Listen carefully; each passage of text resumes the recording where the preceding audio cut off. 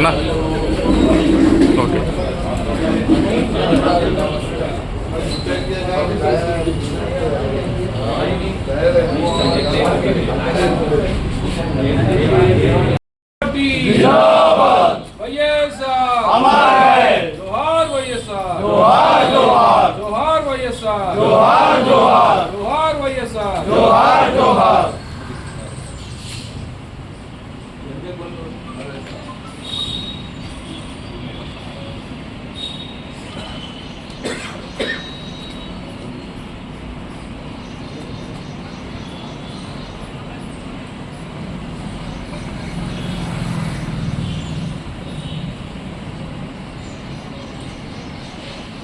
जोहार वैएसआर, जोहार जोहार, जोहार वैएसआर, जोहार जोहार, जोहार वैएसआर, जोहार जोहार। जब तक सूरज चांद रहेगा वैएसआर नाम रहेगा, जब तक सूरज चांद रहेगा वैएसआर नाम रहेगा। जोहार वैएसआर, जोहार जोहार, जोहार वैएसआर, जोहार जोहार। कांग्रेस पार्टी जिंदाबाद।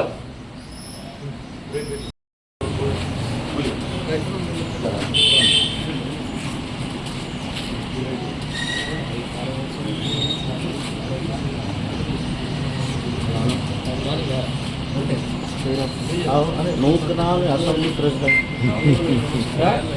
हो जाओ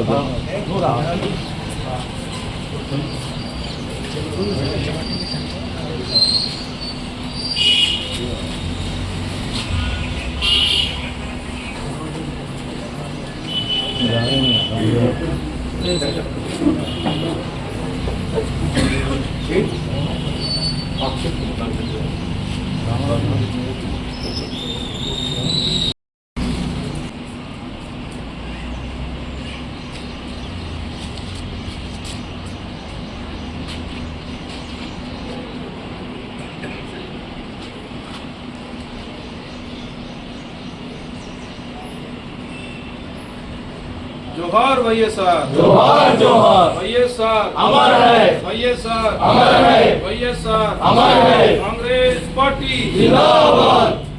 వైఎస్ రాజశేఖర రెడ్డి గారి ఆలోచన విధానం వర్ధిల్లాలి। డాక్టర్ వైఎస్ రాజశేఖర రెడ్డి గారి వర్ధంతి సందర్భంగా జిల్లా కాంగ్రెస్ పార్టీ ఇంద్రభవన్లో ఈ కార్యక్రమం ఏర్పాటు చేయడం జరిగింది. ఈ కార్యక్రమం ముఖ్య అతిథులు గౌరవనీయులు అన్న జీవనన్న గారు మరి కార్యక్రమంలో పాల్గొన్నటువంటి కాంగ్రెస్ పార్టీ శ్రేణులు అందరికీ కూడా ఉదయపూర్వక నమస్కారం తెలియజేస్తూ ముఖ్యంగా రెండు విషయాలు.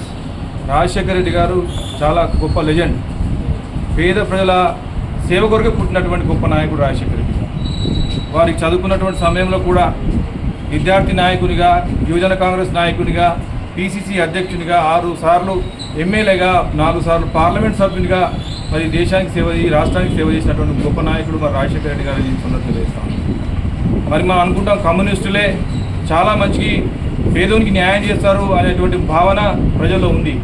కానీ ఒక సందర్భంలో ఒక కమ్యూనిస్ట్ నాయకుడు, గురువుతుడైనటువంటి నాయకుడు ఆరోగ్యం బాగాలేకపోతే మన కాంగ్రెస్ పార్టీకి సంబంధించిన నాయకుడు మరి పరామర్శించడానికి వెళ్ళే సమయంలో కూడా మరి ఆ ఇంట్లోకి వెళ్ళిన తర్వాత ఆ యొక్క అల్మారికి ఏదైతే న్యూస్ పేపర్ మీద ఉన్నటువంటి రాజశేఖర రెడ్డి గారి బొమ్మ మరి అక్కేయడం జరిగింది ఆ కమ్యూనిస్ట్ నాయకుడు. మా నాయకుడు కాంగ్రెస్ పార్టీ నాయకుడు అడిగాడు, అయ్యో మీరు కమ్యూనిస్ట్ భావాలు ఉన్నటువంటి వ్యక్తి కదా, మరి రాజశేఖర రెడ్డి గారి బొమ్మ ఎందుకు పెట్టుకోవడం జరిగిందని చెప్పి అనడం కూడా జరిగింది. నిజంగా కూడా ఆ రోజు ఆ యొక్క కమ్యూనిస్ట్ నాయకుడు చెప్పినటువంటి మాటలు, మేము కమ్యూనిస్ట్ భావాలు మాకు ఉన్నప్పటికీ కూడా మా యొక్క కళలు సాకారం చేసినటువంటి గొప్ప నాయకుడు మరి రాజశేఖర రెడ్డి గారు అనే మాట కితాబిచ్చే సందర్భాన్ని నేనైతే జీవితంలో మర్చిపోలేని సంఘటన ఈ సందర్భంగా భావిస్తూ ఉన్నాం.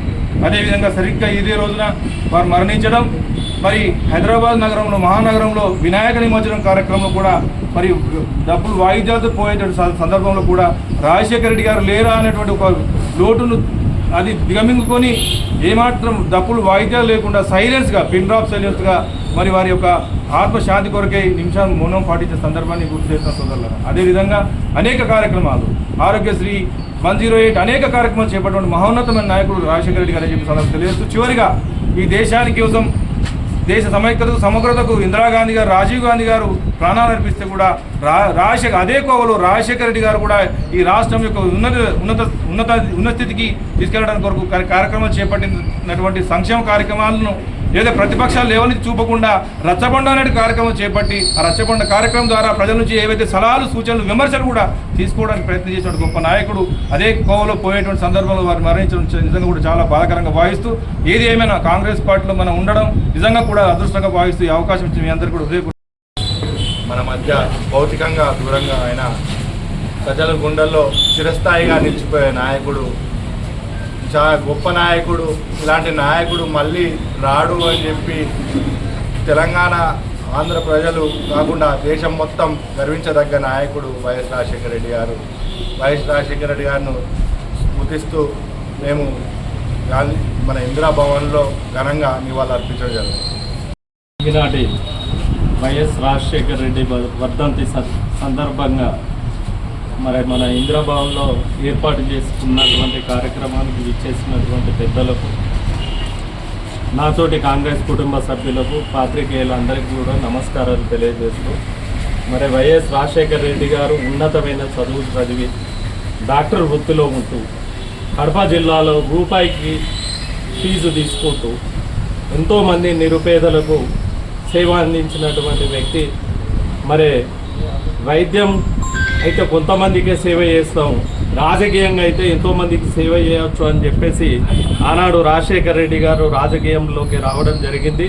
4 సార్లు ఎంపీగా, 6 సార్లు శాసనసభ్యులుగా వారు గెలవడం జరిగింది. వారు ఇప్పటి వరకు 10 సార్లు గెలిచిన నాయకుడు, ఓటమి ఎరగని నాయకుడు. మరి 2003లో దాదాపు 1500 కిలోమీటర్లు పాదయాత్ర చేసి 2004లో కానీ 2009లో కానీ మన రాష్ట్రంలో కానీ కేంద్రంలో కానీ 2 చోట్ల కాంగ్రెస్ పార్టీని అధికారంలోకి తీసుకురావడానికి వారు ఎంతగానో కృషి చేస్తున్నారు. మరి 2004లో మొదట ముఖ్యమంత్రి అయిన వెంటనే రైతులకు ఉచిత విద్యుత్ పైన సంతకం చేయడం జరిగింది. అదేవిధంగా మరి అప్పటి వరకు రైతులు బకాయి ఉన్న రైతులకు కూడా విద్యుత్ బకాయిలు కూడా మాఫీ చేయడం జరిగింది. మరి 2004లో వారు ముఖ్యమంత్రి అయిన తర్వాత అనేక సంక్షేమ పథకాలు 104 కానివ్వండి, 108 కానివ్వండి, రాజీవ్ ఆరోగ్యశ్రీ కానివ్వండి, మరి ఆనాడు రైతులకు ఏకకాలంలో ₹1,00,000 రుణమాఫీ చేసినటువంటి మహానాయకుడు ఇవాళ మన మధ్యలో లేకపోవడం చాలా బాధాకరం. రాజశేఖర రెడ్డి గారికి గిట్ట ఇప్పటి వరకు ఉంటే మనము మళ్ళీ ఒక 2 సార్లు మనం స్టేట్లో కానీ సెంట్రల్లో కానీ కాంగ్రెస్ పార్టీ అధికారంలో ఉంటుండే. వారి ఆశయాలకు మనం అందరం కూడా కృషి చేయాలని చెప్పేసి తెలియజేస్తూ వారికి కాంగ్రెస్ పార్టీ తరఫున నివాళులు. తెలంగాణ రాష్ట్రం, తెలుగు రాష్ట్రాలు గుర్తింపు పొందుతున్నామని చెప్పంటే ఉమ్మడి ఆంధ్రప్రదేశ్ రాష్ట్ర ముఖ్యమంత్రిగా వైఎస్ రాజశేఖర రెడ్డి గారు అమలు చేయ తలపెట్టినటువంటి ఒక కార్యక్రమాలని చెప్పక తప్పదని చెప్పట్లేదు. అంటే వాస్తవంగా వారి పంచే కట్టులోనే ఒక రైతు మూర్తి పిలుస్తుందని చెప్పండి. ముఖ్యంగా ఇవాళ వారు రైతాంగానికి ఏదైతుందో జాతీయ స్థాయిలో రుణమాఫీ చేయాలని చెప్పినప్పుడు యూపీఏ ప్రభుత్వం భావిస్తే సకాలంలో అప్పు తీర్చినటువంటి ఒక రైతుకి ఏదైతుందో ప్రత్యేకంగా ₹5,000 ప్రోత్సాహం కల్పించినటువంటి యొక్క రాష్ట్రం మరి ఆనాటి ఉమ్మడి ఆంధ్రప్రదేశ్ రాష్ట్రం అని చెప్పక తప్పదంటుంది. వాళ్ళు ఏదైతుందో వీళ్ళ కాలువల ద్వారా మనం సాగునీరు పొందేటువంటి అవకాశం ఒకవైపు లభిస్తుంటే విద్యుత్తుపై ఆధారపడ్డ రైతాంగానికి ఇటు మనము బోర్బావులు ఏర్పాటు చేసుకోవడమే కానీ సాగునీటికి సంబంధించిన సౌకర్యాలు ఏర్పాటు చేసుకోవడంతో పాటుగా విద్యుత్ బిల్లులు రైతుపై ఆర్థికంగా భారమవుతుందనే ఒక భావనతోని ఇలా ఉచిత విద్యుత్ కార్యక్రమాన్ని అమలు చేయడం జరుగుతుందని చెప్పంటే అందరు ఆశ్చర్యపోయిందని చెప్పంటుంది. అంటే వీళ్ళ వాస్తవంగా ఏది ఇచ్చిందో రైతాంగానికి ఉచిత విద్యుత్ సరఫరాతోని అత్యధికంగా లబ్ధి పొందుతున్నది మన తెలంగాణ ప్రాంత రైతాంగం అని చెప్పక తప్పదని చెప్పండి.